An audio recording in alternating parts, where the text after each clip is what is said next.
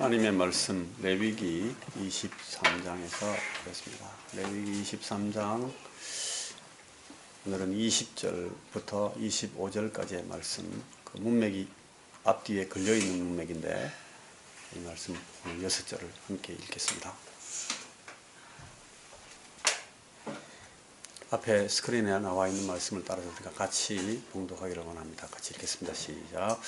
제사장은 그 첫 이삭의 떡과 함께 그 두 마리 어린 양을 여호와 앞에 흔들어서 요제를 삼을 것이요 이것들은 여호와께 드리는 성물이니 제사장에게 돌릴 것이며 이날에 너희는 너희 중에 정회를 공포하고 어떤 노동도 하지 말지니 이는 너희가 그 거주하는 각 처에서 대대로 지킬 영원한 규례니라. 너희 땅에 곡물을 벨 때에 밭 모퉁이까지 다 베지 말며 떨어진 것을 줍지 말고 그것을 가난한 자와 거류민을 위하여 남겨두라. 나는 너희의 하나님 여호와니라. 여호와께서 모세에게 말씀하여 이르시되 이스라엘 자손에게 말하여 이르라. 7달 곧 그 달 첫날은 너희에게 쉬는 날이 될지니 이는 나팔을 불어 기념할 날이요 성회라. 어떤 노동도 하지 말고 여호와께 화제를 드릴지니라. 기도합니다. 아버지 하나님, 지금도 주께서 우리에게 말씀하시옵소서. 다만 목소리를 사용하는 인격 때문에 주의 말씀이 우리의 마음에 닿지 못하는 일이 없도록 주께서 이 시간도 우리의 좌중을 주관하시옵소서. 예수님 이름으로 기도하옵나이다. 아멘. 여러분, 오늘 우리 말씀은 그 7개의 절기들을 쭉 지켜보면서 그 절기 제일 가운데에 있는 한 기간을 우리가 같이 보게 됩니다. 앞에 스크린에 그 절기 그림을 보시면 우리가 지금까지 생각해왔던 것들을 쭉 한번 살펴보시기를 바랍니다. 6월절이 있었고, 그 다음에 무교절이 오고, 그 다음에는 초실절이 있었습니다. 초실절에는 첫 단을, 밭의 첫 단을 가지고 제사장에게 갖다 주면 제사장이 이걸 흔들었습니다. 그리고 5순, 5순이 지난 후에는 오순절이 옵니다. 7주간이 지난다. 7날을 7번 지난다 해서 7질절이라고 그러기도 합니다. 그리고 그 다음에는 이 넉 달의 기간이 갭이 있고, 그 다음에 나팔절이 옵니다. 나팔절, 속죄일, 초막절, 이것은 이제 미래에 올 일들을 우리에게 보여주는 그런 절기인데, 이제 앞으로 우리가 계속 생각해 나가게 될 겁니다. 지금 지나간 내용들이 많고, 앞으로 남아있는 내용은 적습니다. 근데 이게 이제 2개의 시리즈, 긴 시리즈로 연결되어 있다고 그랬습니다. 6월절, 무교절, 초실절이 하나의 시리즈고, 그 다음 중간에 오순절이 있고, 그 다음에는 나팔절, 속죄일, 초막절이 또 하나의 시리즈로 뒤에 따라옵니다. 그런데 오늘 우리가 보게 되는 내용은 오순절이 지나고 난 뒤에, 여러분, 6월절이 무슨 의미였는지, 그리고 오순절이 어떤 의미였는지를 우리가 강렬하게 기억하고 있습니다. 그 다음에 이 오순절이 있고 난 이후에 나팔절이 올 때까지 있는 그 기간의 갭, 그 네 달에 해당하는 그 갭을 잠시 우리가 생각을 해봅니다. 저게 그냥 있는 갭이 아니고 아무것도 없는 그냥 있는 갭이 아니라 저 갭이 우리에게 주는, 이 막간이 우리에게 주는 굉장히 중요한 의미가 있다는 겁니다. 이 두 시리즈 사이에 있는 갭입니다. 이게 이제 하나의 그 타이틀을 가지고 눈에 띄듯 드러나는 그런 절기는 아닙니다. 그런데 앞과 뒤에 있는 그 절기들, 그 주요 절기들 사이에 이 갭에 위치하고 있는 그 두 절기 때문에 생기는 이 중간의 기간입니다. 그래서 이제 제가 막간이라고 이름을 붙여보겠습니다. 막간, 갭.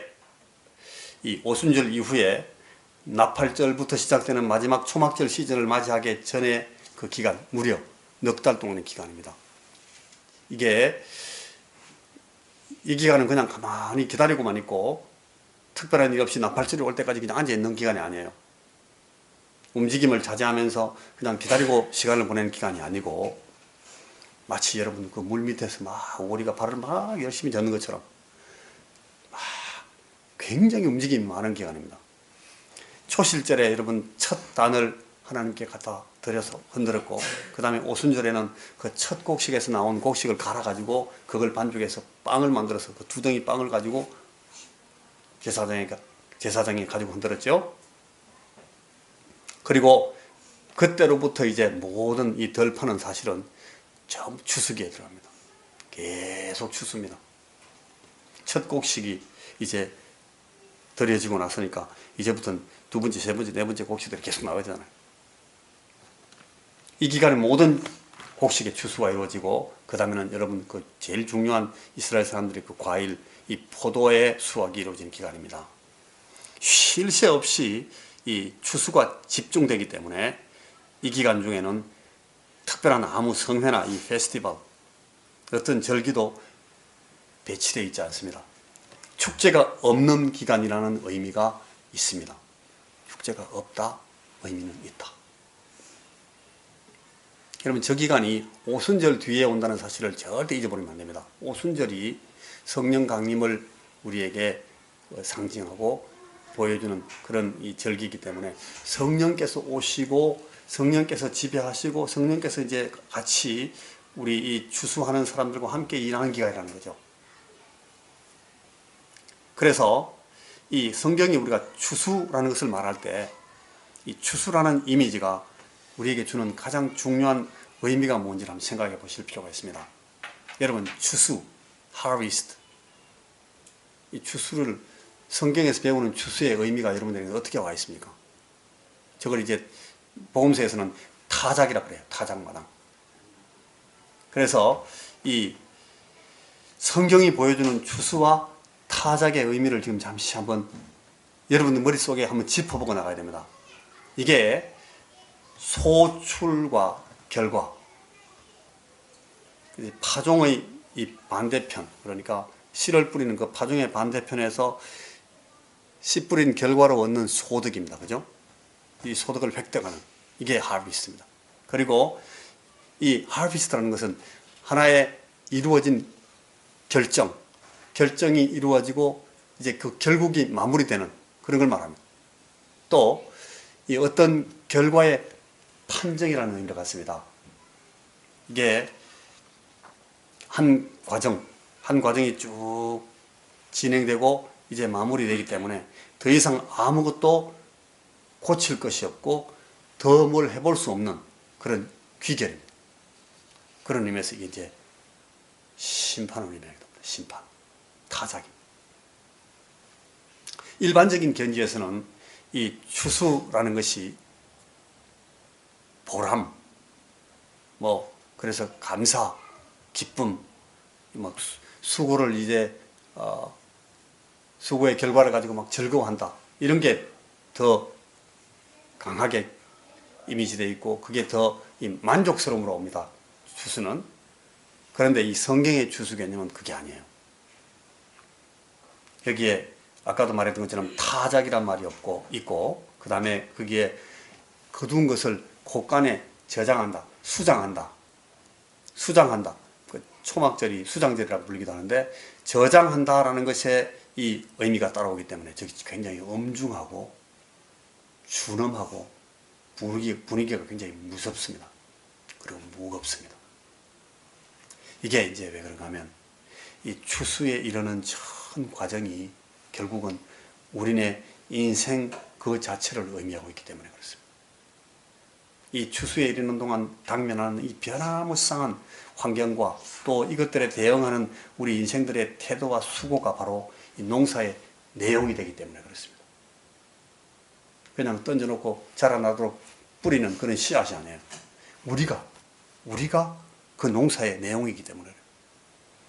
근데 여러분, 여기 또 한 가지 더 잊으면 안 되는 것이 뭔가 하면 굉장히 중요한 하나의 상징 요소가 이 추수라는 행위를 거두어 들여서 그냥 수장하고 저장한다는 것으로 의미할 때는 이 추수가 마무리되는 최후의 순간까지 계속해서 이 타작을 준비하는 과정이 나옵니다. 타작을 준비하는 과정.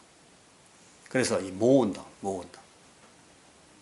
계속 모읍니다. 추수 때는. 추수 때는 모으고 있어요. 곡식을 모으고 포도를 따모으고 또 거두어 들이기 위해서 제대로 효율적으로 거두기 위해서 계속 모읍니다. 쉬지 않습니다. 추수꾼들에게는 이 최후의 순간까지 이 일을 계속하는 겁니다.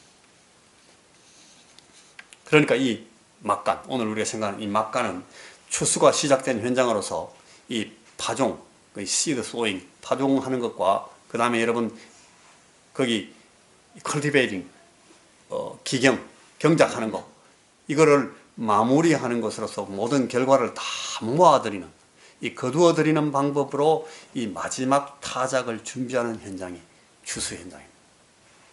말이 굉장히 긴데 여러분 뜻은 굉장히 간단한 겁니다. 그죠? 정리를 하자면 오순절이 지난 후에 나팔절이 올 때까지, 이 초막절 시리즈가 이제 시작될 때까지의 막간, 그 막간은 그러니까 이 신약적인 상징으로 해석하면은 이게 아주 분명한 의미를 갖는 것이 이게 종말입니다. 종말. 말 그대로 이 추수를 향해서 나가는 종말을 말합니다. 종말은 하나의 사건이 아니고 하나의 기간입니다. 6월절이 있고, 그 다음에 오순절이 왔고, 그 다음에 막간이 있고, 초막절이 옵니다. 6월절은 주님의 구원사역입니다. 그죠? 주님이 고난받으시고 부활하신 일을 6월절이 보여줬습니다. 그리고 예수님의 부활 이후에 누가 오십니까? 오순절에 성령님께서 오십니다. 오순절입니다. 그리고 그 다음에는 이제 막간입니다. 주님의 교회가 세워지고, 또 교회가 세워졌다는 말은 교회가 세워지기 시작했다라고 설명해야 돼요. 신비한 주님의 몸을 일으키는 일이 이미 시작되었지만 아직도 그 세우는 일이 계속되고 있는 그 기간, 막간입니다. 그래서 계속 세워지고 만들어지고 있다 하는 의미에서 여러분, 이 교회가 세상 가운데 존속하는 기간, 다른 말로 하면, 쉽게 말하면 교회 시대, 그 기간을 신약 성경은 뭐라 그래요? 너무 어렵습니까? 그 기간을 다른 말로 종말이라고 합니다. 종말. 말세. 말세가 그냥 하나의 사건이 아니에요. 하나의 사건이 아니고, 이 주님께서 처음 오셔서 구원사역을 이루시고, 그 다음에 이 주님의 구원사역 때문에 그걸 적용하기 위해서 성령님께서 오셔서 하나님의 교회를, 그리스도의 몸을 세우고, 이 세워 나가시고 자라게 하시고 계속 키워 나가시면서 만들어 나가시고 완성해 나가는 그 모든 기간, 전체 기간을 다 뭐라 그런다고요? 종말이라. 그게 말씀입니다. 에스카토. 이 말세 기간 동안, 이 종말의 기간 동안, 이 막간의 기간 동안도 여전히 수많은 인생들이 왔다가 갑니다. 사라집니다. 부지런히 오고 부지런히 갑니다. 계속 오고 계속 갑니다. 이미 세상에는 하나님의 구원과 영원한 생명이 들어왔기 때문에, 그래서 이 영생으로 나가든 아니면 그 영생을 거절하고 멸망으로 내려가든 선택하고 결정하는 일에 당면하는 기간입니다. 이미 모든 인생들에게 결단하도록 좌우지간에 이 선택지가 제시됐어요. 그리고 사람들은 저마다 자기가 내린 결정에 따른 그 선택의 증거, 선택의 귀결을 드러내는 인생을 살아갑니다. 살게 되어 있습니다.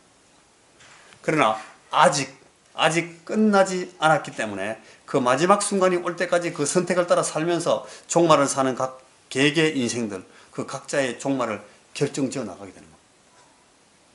그래, 이미, already, 그리고 아직, but yet. 이 already, but yet, 이 두 사이, 이미 그리고 아직, 그 두 사이에 있는 그 막간, 그 기간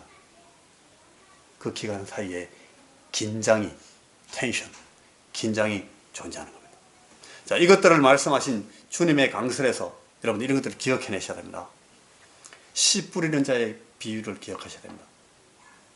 막간에 일어나는 일을 말씀하신 주님의 비유입니다. 농부가 밭에 나가서 씨를 뿌립니다. 각각 다른 종류의 밭에 씨를 뿌립니다. 그 씨가 싹이 트기도 하고 마르기도 하고 새가 와서 주워 먹기도 하고 다른 기운에 막 눌려가지고 가시밭에서 자라나지 못하기도 하고 어떤 씨는 60배, 30배, 60배, 100배의 결실을 내기도 하고. 막간입니다. 막간. 겨자씨의 비유를 기억하시기 바랍니다. 눈에 잘 보이지도 않을 만큼 작은 씨앗이 심겨지더니 소리 없이 아무도 알지 못하는 때 동안 나무가 됩니다. 그리고 이 나무가 너무너무 크게 자랍니다. 나중에는 그 나무에 새들이 깃들이게 되는 거대한 나무가 됩니다. 막간에 이런 일이 일어납니다. 가루 서말 속에 가져다 넣어 전부 부풀게 한 누룩의 비유를 여러분 기억하시기 바랍니다. 손톱만큼 되는 누룩을 가져다가 가루 서말 큰 반죽에다 집어넣었어요. 그리고 막 반죽을 했습니다. 그 소량의 누룩이, 그 미량의 누룩이 반죽 전체를 다 부풀려서 완전히 반죽을 바꿔놔버립니다. 막간에는 세상에서 이런 일이 일어납니다. 선낫 같은 천국이 들어왔는데 나중에 보니까 온 천지가 다 부풀어서 누룩의 그 강력한 누룩의 영향 안에 완전히 지배돼 버립니다. 좋은 곡식을 심은 밭에다가 원수들이 가라지를 뿌린 그런 이야기 여러분 기억하시죠? 그런 일이 지금 이 막간에 일어나고 있습니다. 악한 자들이 그 악한 씨앗과 그 악한 씨앗을 뿌리고 뿌리려고 좋은 밭에 비집고 들어와요. 아무도 모르게 조용히 비집고 들어옵니다.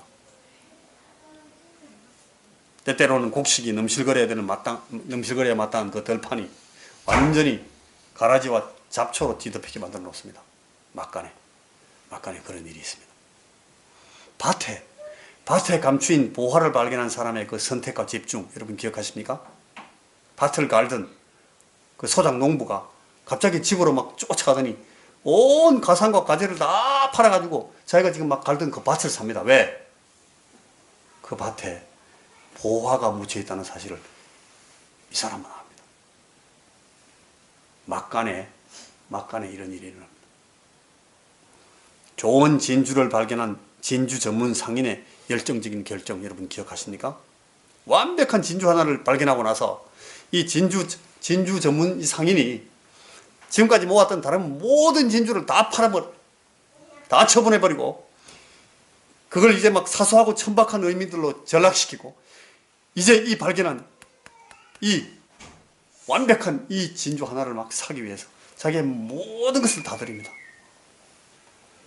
이 막간에 보게 되는 놀라운 가치 위계를 성경이 주님이 이렇게 설명합니다.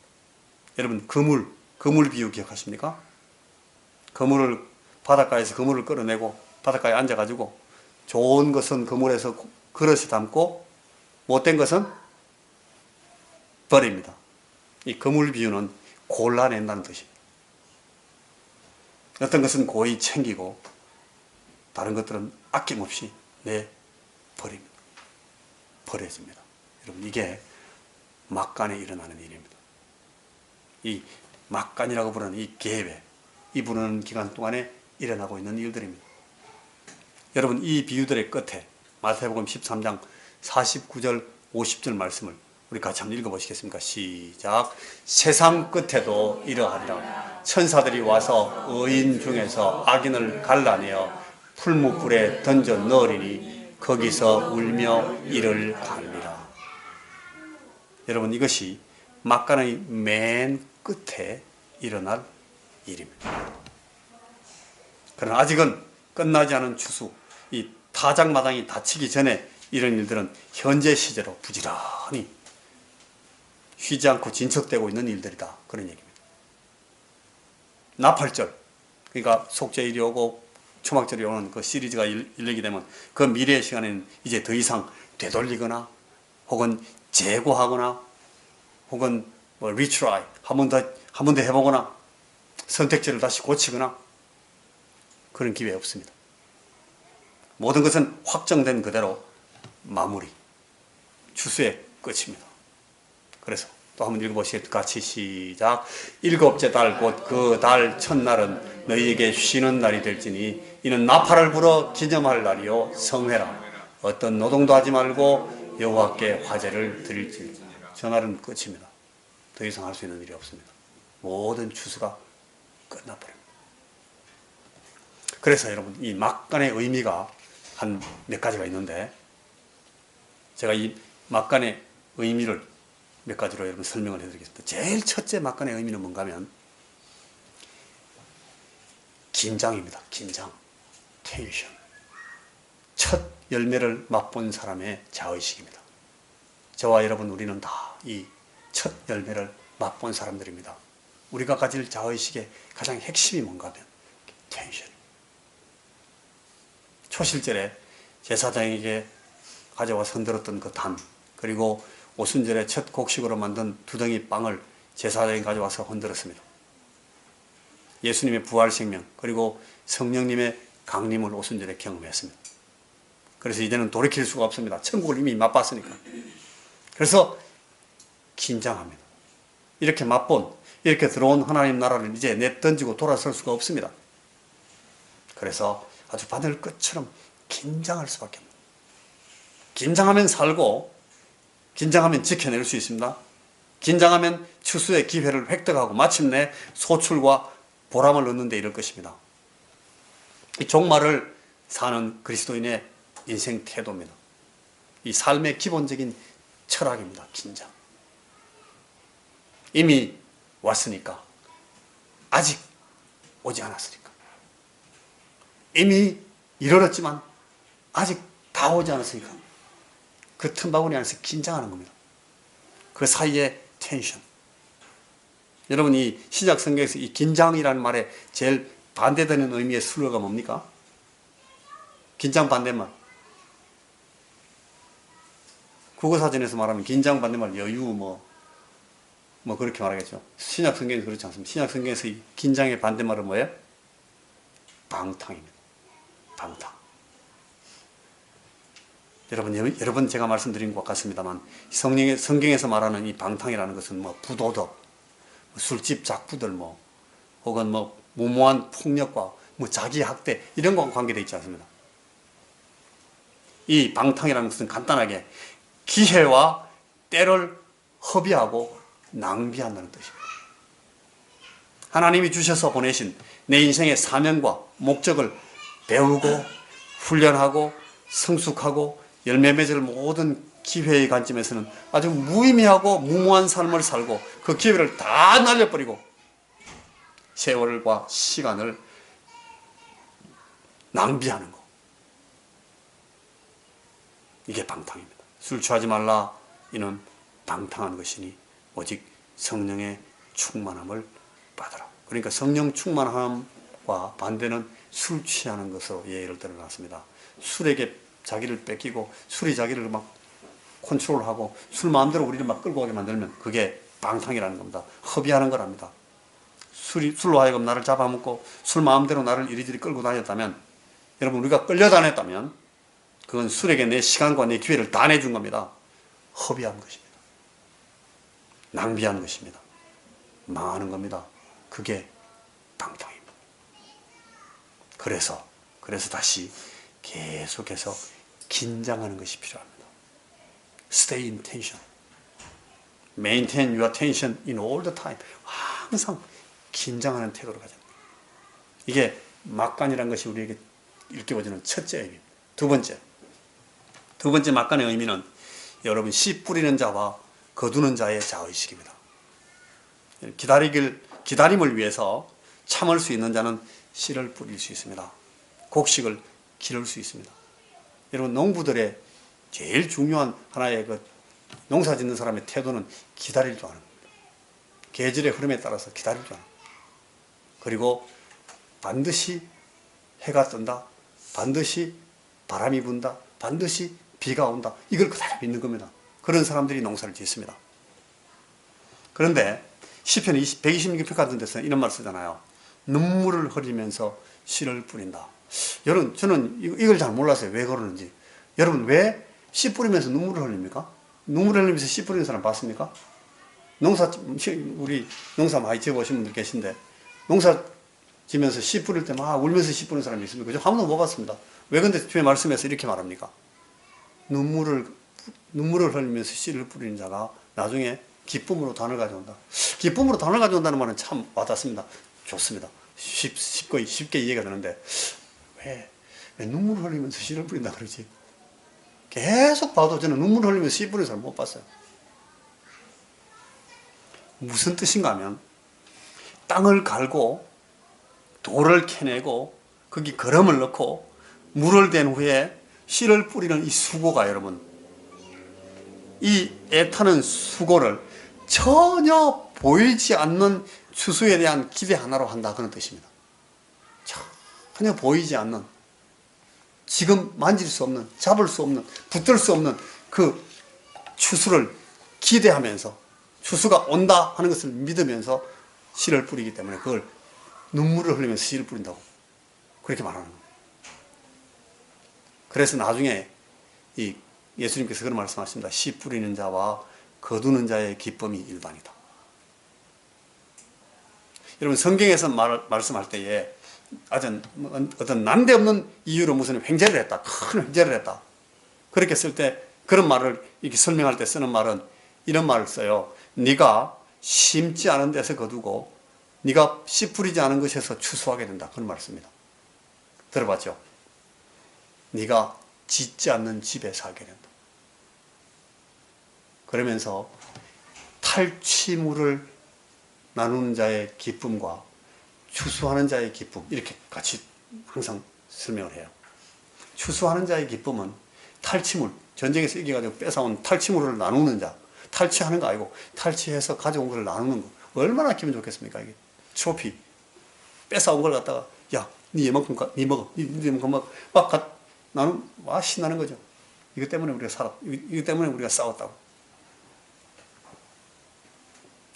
여러분 근데 하나님께서는 열심히 때를 얻든지 못 얻든지 힘써서 씨 뿌리는 자에게 오히려 더욱 심지 않은 것에서도 거두도록, 씨 뿌리지 않은 것에서도 추수하도록 하십니다.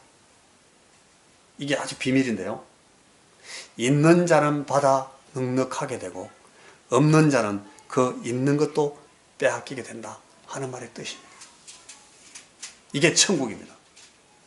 이 막간의 의미를 우리가 여기서 배워야 됩니다. 우리가 지금 이 막간에 할 일이 무엇이겠습니까? 거두는 자와 씨 뿌리는 자의 철학. 자, 이제 막간의 의미 세 번째는 여러분, 이건 좀 이제 교리적인 건데, 이스라엘의 운명과 관련된 막간의 의미가 하나 있습니다. 대단히 선교적인 메시지입니다. 그 사도행전 15장 11절부터 18절 말씀을 같이 한번 읽어보겠습니까? 시작. 우리는 그들과 마찬가지로 주 예수님의 은혜로 구원을 받는다고 믿습니다. 그러자 사람들은 모두 조용히 하고 바나바와 바울이 하나님께서 자기들을 통해 이방인들에게 행하신 놀라운 기적들에 대하여 말하는 것을 열심히 듣고 있었다. 그들의 말이 끝나자 야고보가 이렇게 말하였다. 형제 여러분, 내 말을 들으십시오. 하나님이 어떻게 처음으로 이방인들 가운데서 자기 백성을 택하셨는가를 베드로가 말해줬습니다. 이 일은 다음과 같은 예언자들의 말과도 일치합니다. 이후에 내가 돌아와서 무너진 다윗의 집을 다시 세우겠다. 내가 폐허된 곳을 재건하고 세워서 인류의 남은 자들과 나를 섬기는 모든 이방인들이 나를 찾도록 하겠다. 오래전부터 이 일을 알게 한 나 하나님의 말이다 라고 말했던 구약의 그 말씀이, 그 예언자의 말씀이 이게 지금 이 현상과 일치한다라고 지금 야고보가 말하는데, 야고보가 그 예루살렘 교회 리더들 가운데 대표였습니다.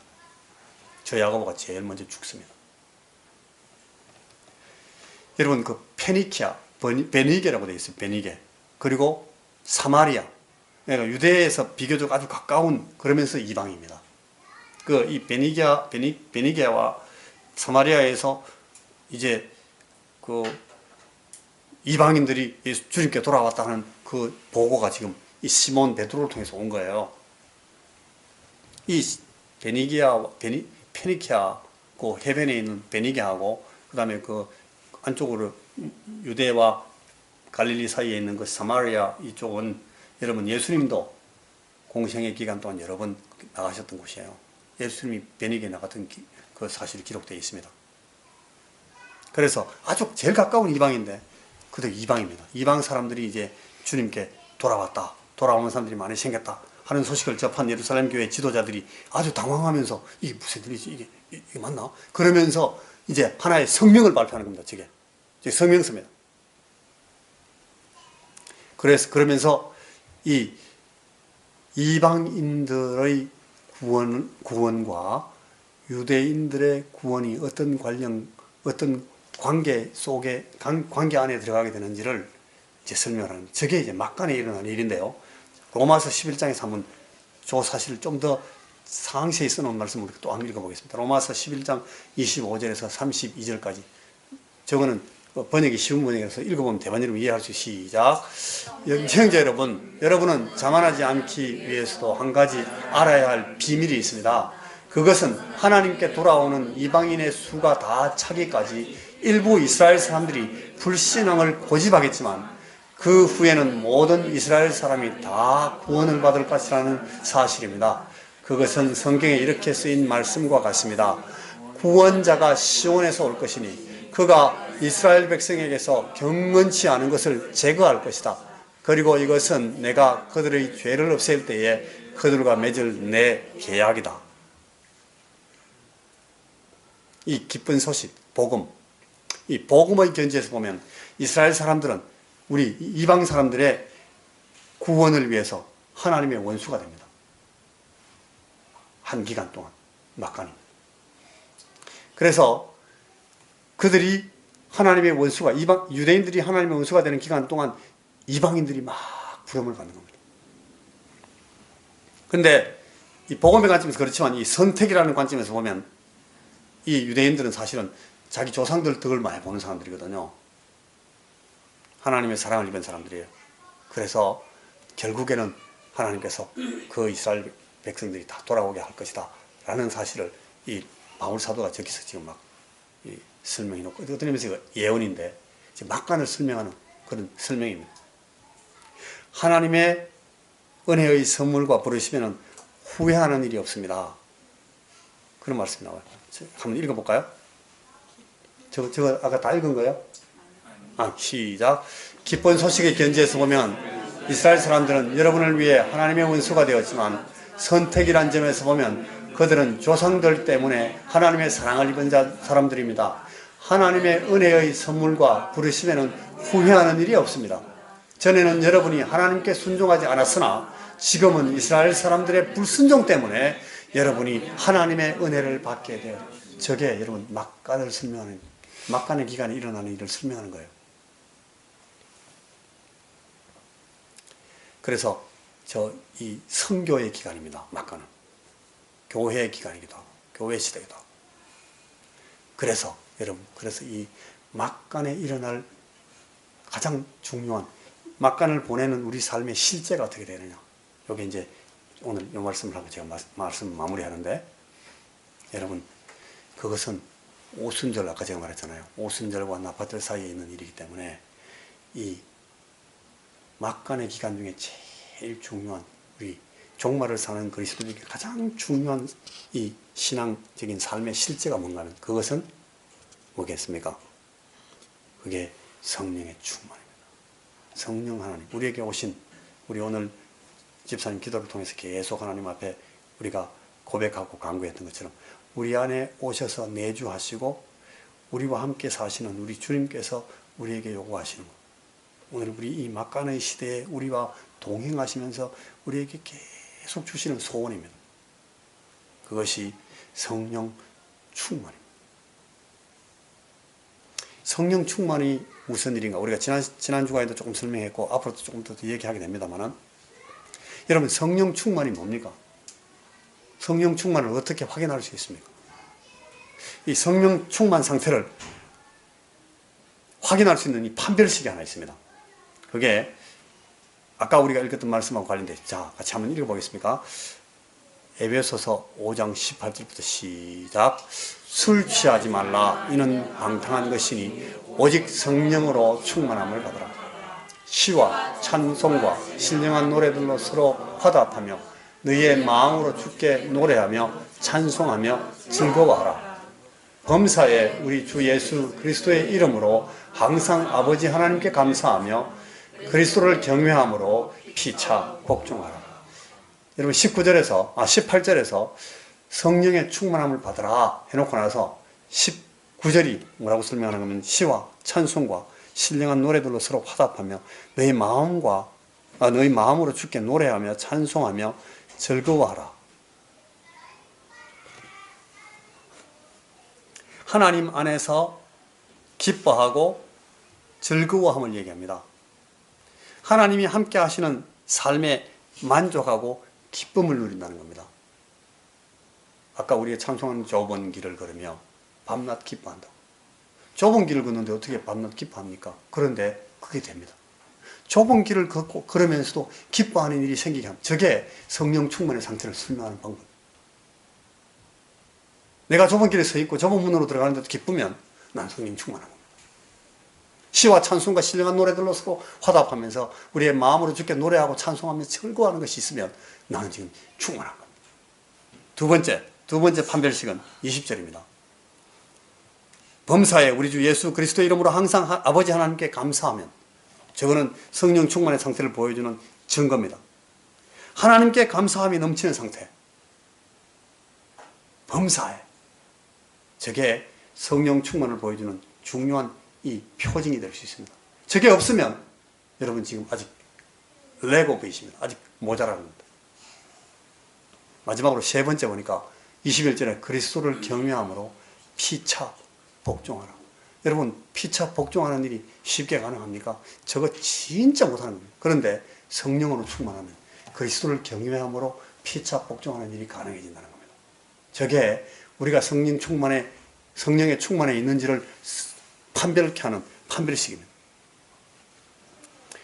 우리가 텐션을 유지하는 이 최선의 방법, 최고의 상태, 이게 성령의 충만입니다.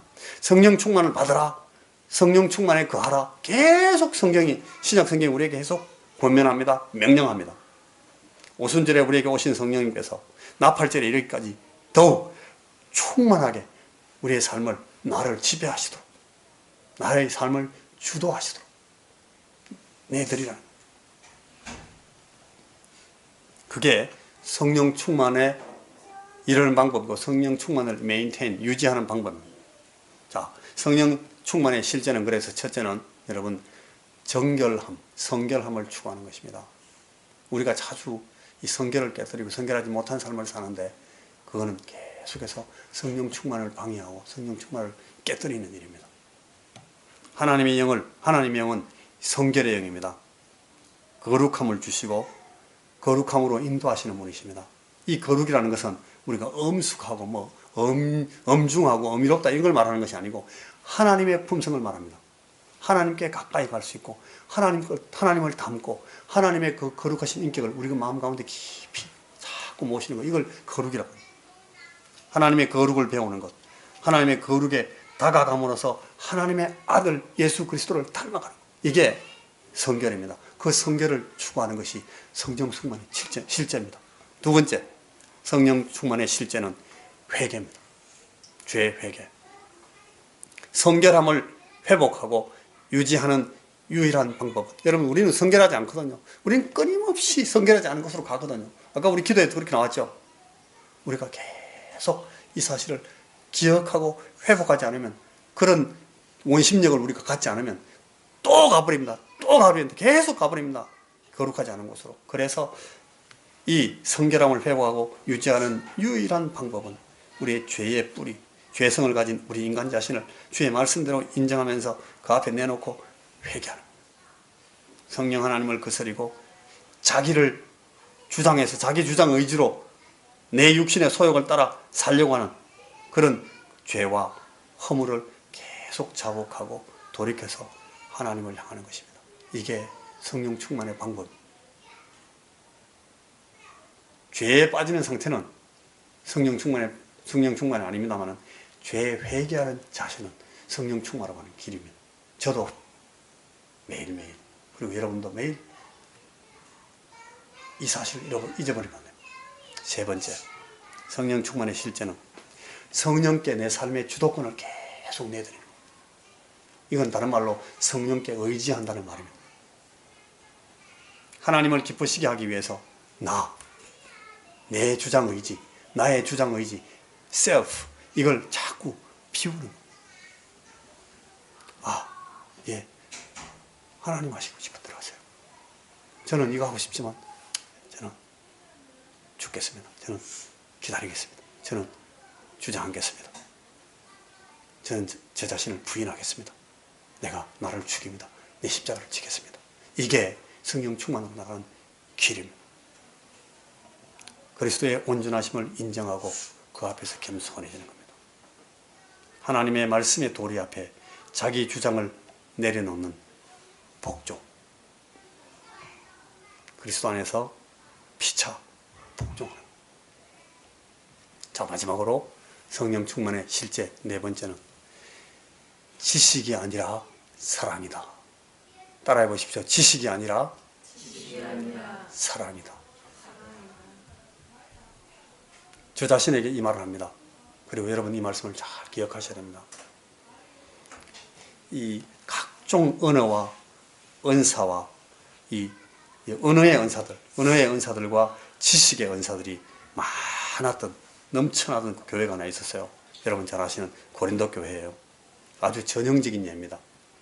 이 고린도 교회는 언어의 은사가 많았어요. 예를 들면 방언하는 은사, 통변하는 은사, 그 다음에 예언하는 은사, 전부 다 말입니다. 그죠? 그리고 지식의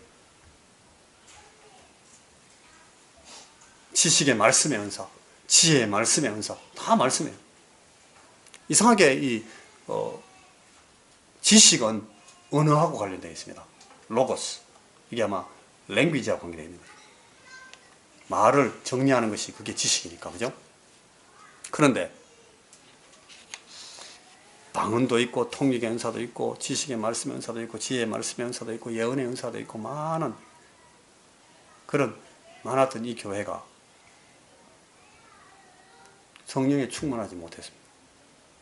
성령에 충만한 열매를 맺는데 완전히 실패했습니다. 엄청난 엉뚱한 짓들을 많이 하는 교회로, 그 전형적인 교회로 성경에 나와 있습니다. 여러분, 세상은 절대 우리의 영적인 지식에 감동받지 않습니다. 우리의 탁월한 영적 경험과 지식으로 하나님을 영화롭게 할 수 없습니다. 제 자신에게도 말합니다. 여러분, 내 백성이 지식이 없어서 망한다, 그렇게 탄식하시던 호세아서에 나오는 그 하나님의 말씀은 하나님의 인격과 하나님의 경륜에 대한 믿음과 신뢰, 그 인정을 말하고 그 믿음 때문에 하나님을 경외하고 순종하게 되는 것을 말하는 것이지, 단순하게 영의 세계에 대한 무슨 나올리지, 지식, 이걸 가지고 자랑하는 것을 말하는 것이 아니죠. 너무나 잘 알고 있는 얘기입니다. 하나님을 섬기면서 하나님 앞에 영적인 세계에 대한 지식이 하나님 앞에 자랑이 될 수 있다 라고 생각하는 것이 얼마나 논센스입니까, 여러분? 사람을 놀라게 하고 사람에게 충격을 주고 사람의 태도를 변화시키고 두려워하면서 벌벌 떨면서 따라오게 만드는 것은 여러분 지식이 아닙니다. 엄청난 지식이 아니에요. 익숙하다는 자랑이 아닙니다. 이렇게 하면 돼, 내 잘하지, 그게 아니에요. 오히려 사람을 변화시키는 것은, 사람에게 정말 심각한 두려움을 주는 것은 사랑입니다. 죄인들이 이 큰 사랑을 보면서 무너집니다.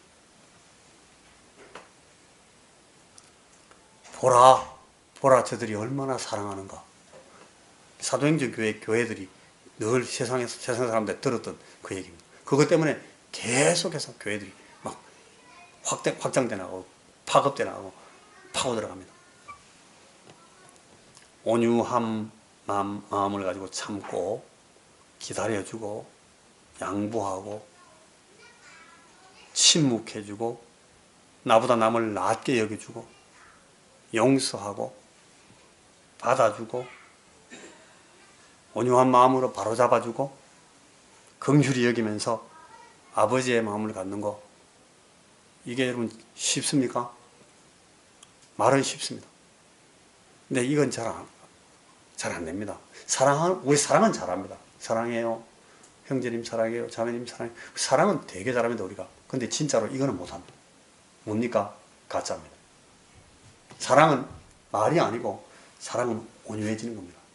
사랑은 말이 아니고 참는 겁니다. 사랑은 말이 아니고 기다려주는 겁니다. 사랑은 그냥 말로 막 자랑하는 것이 아니고 양보해주는 것입니다. 침묵해주는 것입니다. 나보다 남을 낮게 여겨주는 것입니다. 사랑을 말로 하지 말고 용서를 하면 그게 사랑입니다.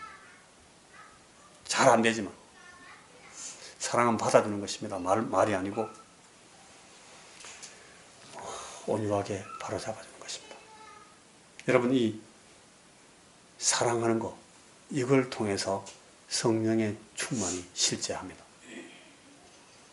이게 성령께서 우리에게 권면하시고 우리에게 촉구하시고 요구하시는, 우리에게 가르쳐 주시고 싶어하는 내용입니다. 이런 걸 통해서 성령님께서 우리에게 이 에너지를 부여하십니다. 깨달음을 주시면서 말씀해 주십니다. 그걸 잘 모를 때는 막 안타깝게 우리에게 탄식하십니다. 그걸 듣고 거기 순종하고 협력함으로써 성령 충만을 유지할 수가 있습니다. 여러분, 주님께서 여러분들을 지금 이 막간의 시간에 이 종말의 한가운데 세우시고 성령 충만한 삶을 살으라고 지금 이 기회를 놓치지 말고 지금 이 기회를 살아. 이 시간을 네가 잡아라. 그렇게 말씀하고 계십니다. 지금 이 말씀 앞에 순종하고 여러분 삶이 성령으로 충만한 삶을, 그래서 천국을 사는 그런 사랑하시는 여러분이 되시기를, 제가 될 수 있기를 주님의 이름으로 간절히 바라고 축원합니다. 기도하십시다. 하나님, 우리 아버지, 이 막간의 시간, 이 페스티벌의 사이에서 이 종말을 사는 우리가 주의 성령에 붙잡혀서 성령으로 충만한 삶을 살아갈 수 있도록, 그래서 참으로 이 추수의 시간을 제대로 보내고 타작마당을 아름답게 준비하고 수장제를, 곳간에 풍성한 곡식을 쌓을 수 있는 그런 우리 사랑하는 형제와 자매들이 되도록 주의 성령님 우리에게 주신 이 말씀을 날마다 우리의 마음 가운데 새기시고 생각나게 하시고 우리를 이 말씀으로 붙들어 더 힘있게 하여 주옵소서. 예수님 이름으로 기도하옵나이다.